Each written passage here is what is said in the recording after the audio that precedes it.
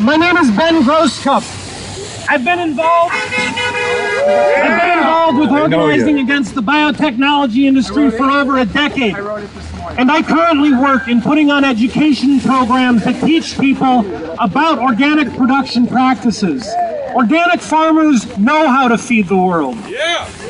In my years fighting the biotech giants and educating about healthier food production, I have noticed a tension between 2 points that I think are equally true.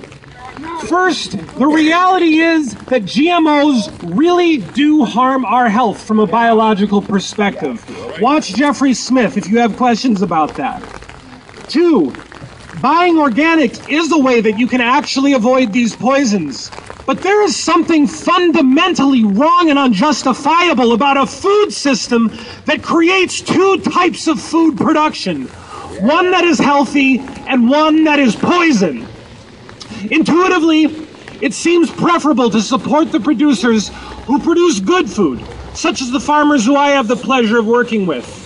And moreover, it also seems best to not buy from those that produce poison, companies like Monsanto. On a personal level, I adhere to this dietary practice 100% of the time. For me, my choice is partly because I am personally quite fearful about the possibility of succumbing to chronic disease in my lifetime. Moreover, I don't allocate any of my income to health insurance because doing so would be financially burdensome to me. And I'm looking for other ways to be healthy.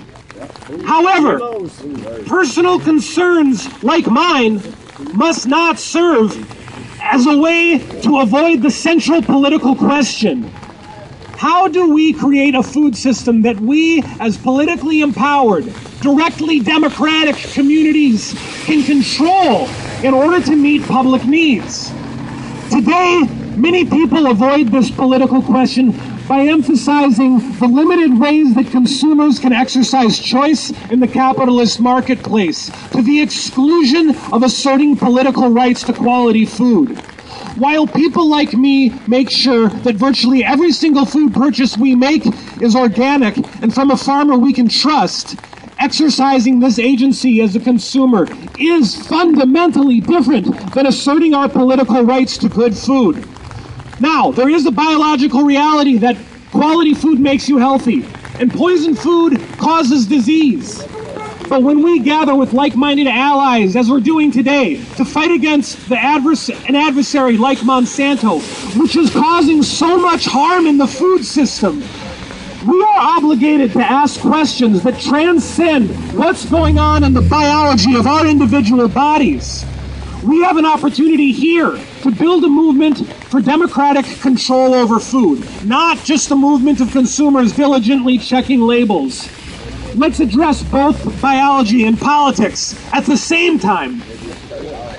As a movement, we can address our personal biological needs by getting creative and providing non-GMO food at our gatherings.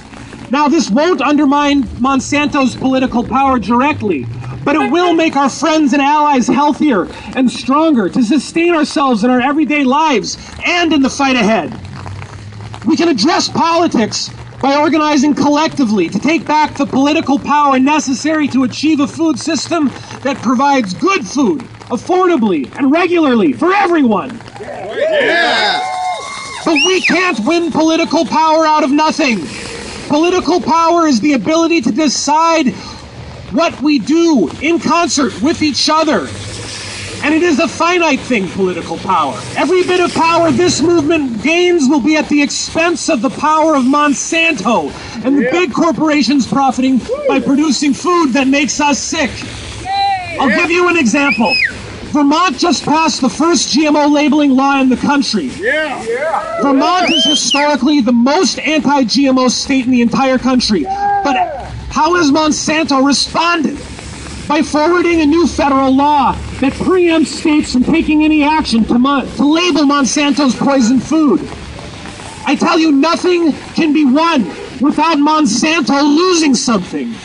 We can't even label their poison food unless Monsanto loses the right to operate its poison food industry in secrecy. There is no win-win possible. It's either we win or they do. There is no future where Monsanto keeps the same power that it has now, and that food democracy movements at the same time increase their power. This struggle is about more than purifying our consumer choices. It is about defeating Monsanto politically so that we can create a food system where all food choices are healthy ones.